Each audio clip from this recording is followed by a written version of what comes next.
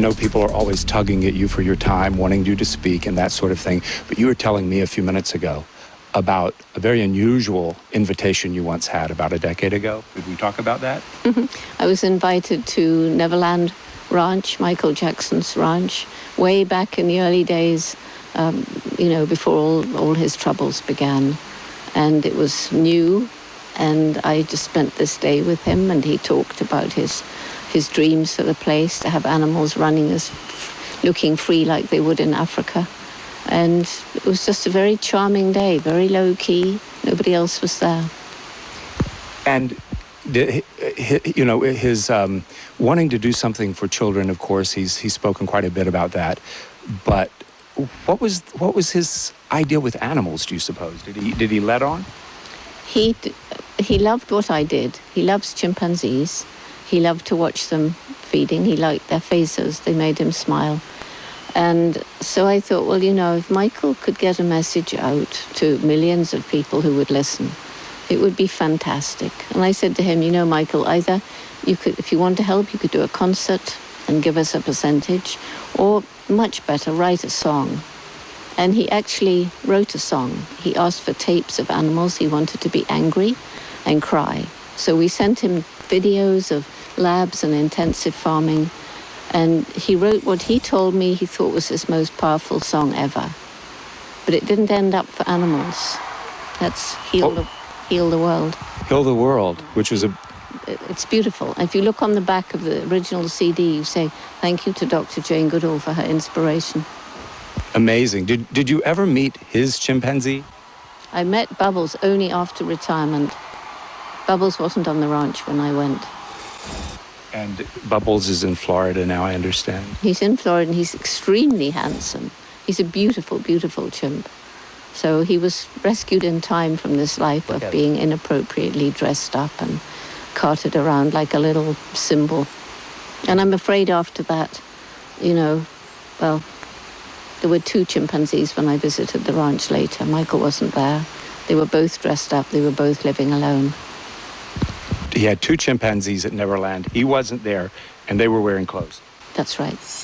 It was to attract people there, I suppose. I don't know. I never really discovered what was happening. For amusement, at least. Ah, right. And you think back on that day, and it must have some thoughts about that day. Kind of sad, isn't it? It was very sad. I found him, that he was a sad person, I felt. That in some ways he was like a child, and a very sweet and gentle child. And he wanted me to tell him many, many stories. Oh, really? What kind of stories did he want to hear? Stories about the chimpanzees, the forests, animals, anything. He told me he loved the way I told stories. Well, I can appreciate that. I like the way you're telling this story. That's got to be quite a day. Well, thank you, and good luck with everything, with Roots and Shoots, and everything that you're doing here in Panama.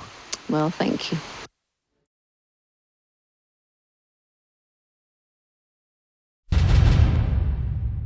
Because chimpanzees belong in the forest, and pet chimpanzees are one of the worst things you can possibly do.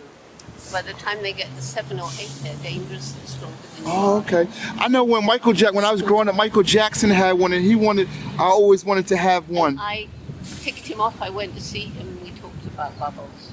Oh. Oh, yes. What was the best thing about Bubbles? Bubbles is still alive, and he's very beautiful. But when he was with Michael Jackson, he was being beaten. Did Michael ever teach him how to dance? You will excuse me. Yes. Okay, thank you. So, have a good day. I met Bubbles only after retirement. Bubbles wasn't on the ranch when I went. There were 2 chimpanzees when I visited the ranch later. Michael wasn't there.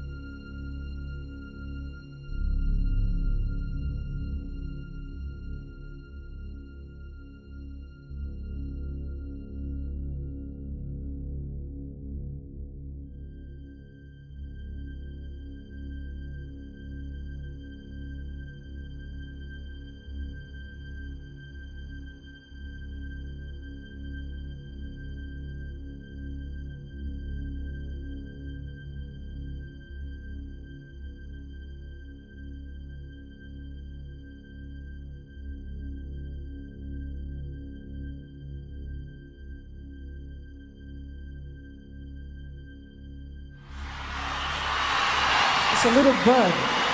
Could you get Wayne? Security! Could you get this bug? I don't want anybody to step on this. Don't kill it though. Don't kill it. Don't kill it. Now we're gonna give you I love you.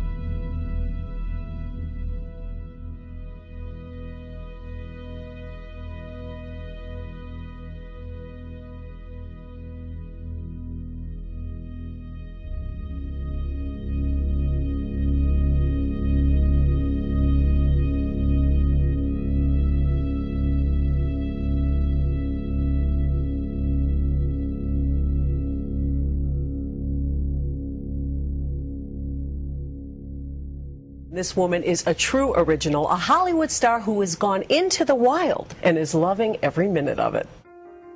It was Alfred Hitchcock who discovered the self-assured, cool blonde beauty, who was often compared to Grace Kelly. But it wasn't until 1981 that Hedren really found her calling, when she produced and starred in a film called Roar, with her then 19-year-old daughter Melanie Griffith and dozens of African lions. Thus began her mission to rescue and protect exotic wildlife. It is such a gift to have a mission that you feel really strongly about. And I love these animals more than my next breath. Because of that love and devotion, she established Shambhala Wildlife Preserve in 1983. Nestled in the canyons of the Mojave Desert in California, this 72-acre nonprofit sanctuary is home to 61 exotic animals from 10 different species. Now also included in her magical menagerie, 2 of Michael Jackson's tigers, Thriller and Sabu. Hi, Thriller. Oh, you're so beautiful. Thriller doesn't look that thrilled to see us. His animals were absolutely beautifully taken care of. It was around 2005, and he was having a lot of problems with his life and financial problems that were just horrible for him. And when he made the decision to leave Neverland, he asked his longtime veterinarian, Dr. Martin Dennis, who is also one of our veterinarians, and we've known him since '71. He asked Dr. Dennis to find the best homes in the states that he could find for the giraffe, the orangutans, the, and the tigers, and so they came here. He was going to a lot of years ago, but then, in fact, we were prepared to have lunch and, do all those nice things, and he had to cancel it for some reason. I don't know what that was, but, it was a very, very sad time for him. And so he, I'm sure, feels very good that his animals are being well taken care of. There was no law against him having them. And as far as I know, Michael treated them absolutely beautifully. They had the best of foods. They had the best, best care. I know that when Michael left, he made sure that the crew and staff were there to take care of the animals. It was unfortunate because there was an animal organization who tried to say that the animals were not treated well and all that, and that is absolutely wrong. That's absolutely wrong. The two tigers, Thriller and Sabu, had been eating the same things that our cats eat, which is the natural balance, perfectly designed by Dr. Dennis for the exotic feline. But the Thriller and Sabu are very, very well-adjusted. They're perfectly healthy. They're, the veterinarians check them all the time. The staff checks them all the time. And, they've got a body of water by the lake that they can swim in, which is very important for tigers. And they seem to be doing, really well. I was here. I was at the preserve. I was in my home. I suppose it'll be something kind of like, where were you when Kennedy was shot? Michael was an extremely powerful man on our planet, and it's a great loss. We are a sanctuary, which means no breeding, no buying, no selling, no trading, no commercial use outside the city limits. The animals will be there for life, be here for life. You can help the Shambhala Preserve and Thriller and Sabu by donating. It's a very costly thing to try to do. I have to raise $75,000 every month to keep Shambhala afloat. And as you can well imagine, in this economy, it's difficult. So possibly if you loved Michael and you love animals, it would be a very nice tribute to the three of them. And all the information is at shambhala.org. His animals were absolutely beautifully taken care of. He asked Dr. Dennis to find the best homes in the states that he could find, because there was an animal organization who tried to say that the animals were not treated well and all that, and that is absolutely wrong. That's absolutely wrong.